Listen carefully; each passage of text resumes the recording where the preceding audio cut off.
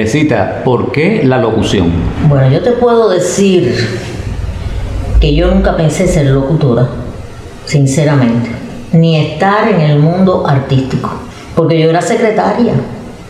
Yo empecé mi vida laboral tanto en el Ministerio de Industria, después en Artes Gráficas y después caí en el ICRT, también de secretaria. Y cuando se presentó la posibilidad de un curso de locución, fue que me dije, bueno, voy a seguir toda la vida aquí detrás de la máquina de escribir. Y ahí es que comencé yo ya a sentir aquello de la posibilidad de ser presentadora, locutora, pero nunca, ¿cómo decirte? Nunca me vi en eso, aunque hay otros antecedentes. En Artes Gráficas yo modelaba, yo bailé en la comparsa de los gastronómicos y después estuve en el circo en televisión, en el grupo de danza. O sea, dentro de mí había ese bichito artístico de la posibilidad de proyectarme. Ya cuando yo empecé a trabajar como secretaria en el ICRT, ya yo tenía una niña. Yo tuve mi niña a los 17 años. Teresita, pero anterior a usted en la familia, ¿alguien más se había dedicado al arte?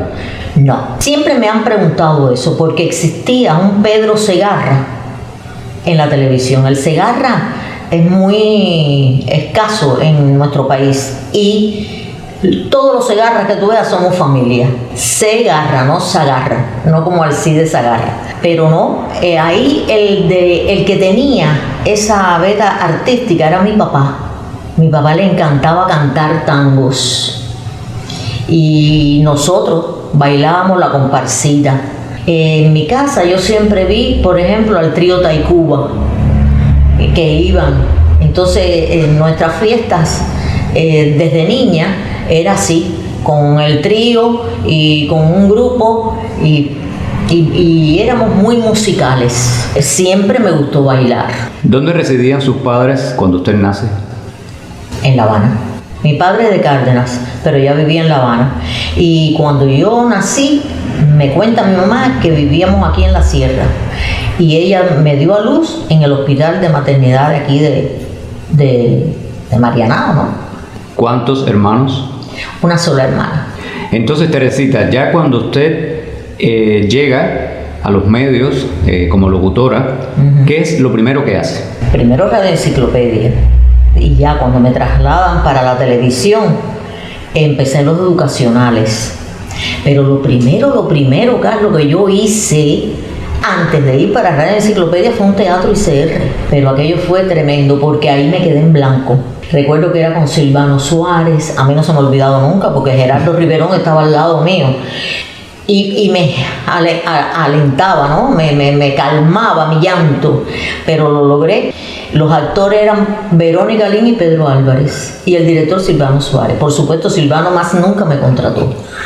Mi escuela de memoria, de la memorización, fue en la cabina de televisión.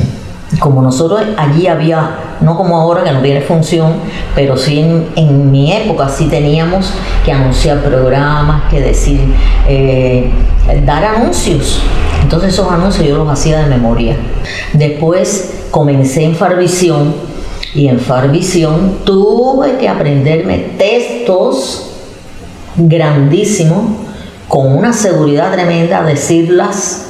Eran muy precisos, eran en momentos y lugares muy precisos que no se podían repetir.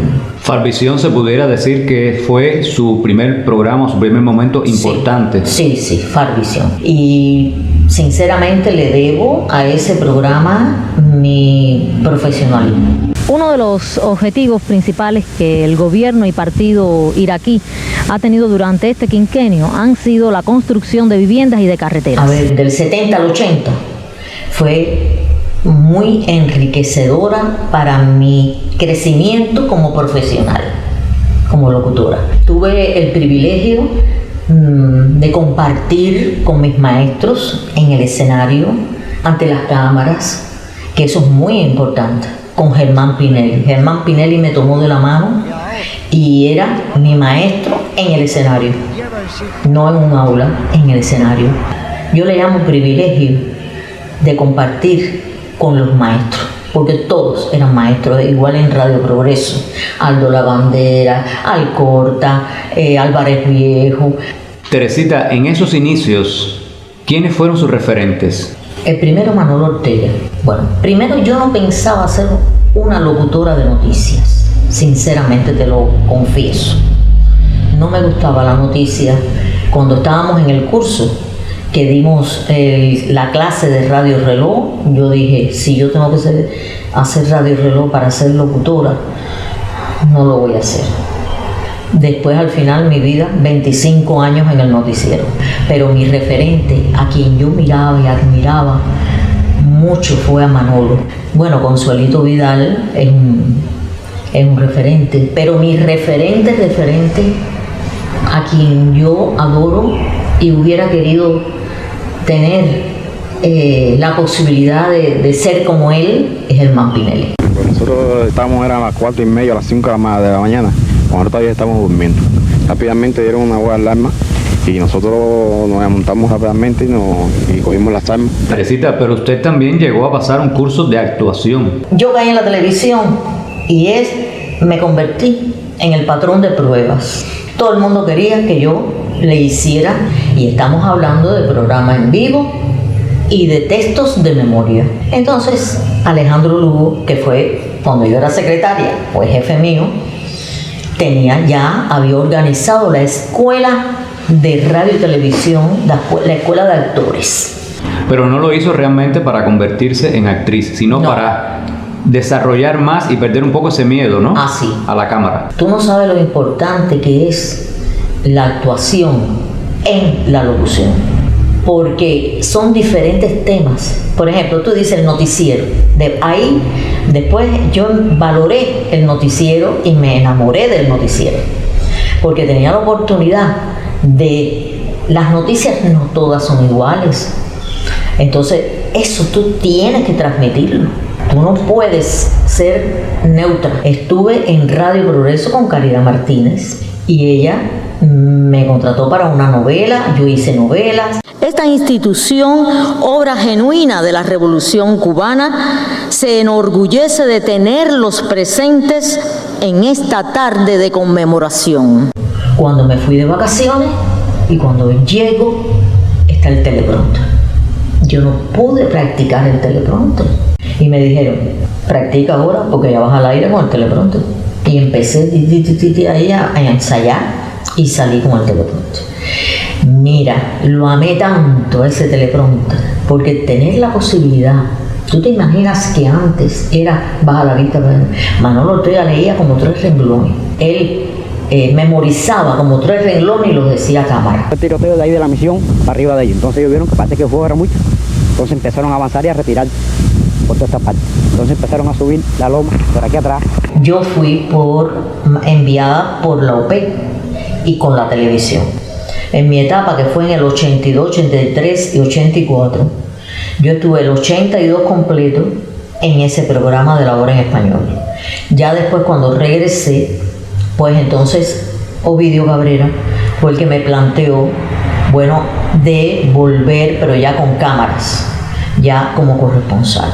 Porque, ¿qué ocurre? Estamos hablando de la participación internacionalista de los cubanos y cubanas, pero hay otro personal que también estábamos en guerra, porque era un país que estaba en guerra, que son las periodistas, artistas que iban y cuánto no recorrieron brigadas artísticas allá en Angola, a diferentes provincias y unidades militares, las profesoras del pedagógico, las muchachas del pedagógico, la salud, los doctores, las doctoras, las mujeres doctoras, que había muchísimas. Teresita, inmediatamente que usted se jubila en el 2006, ¿dejó de hacer locución?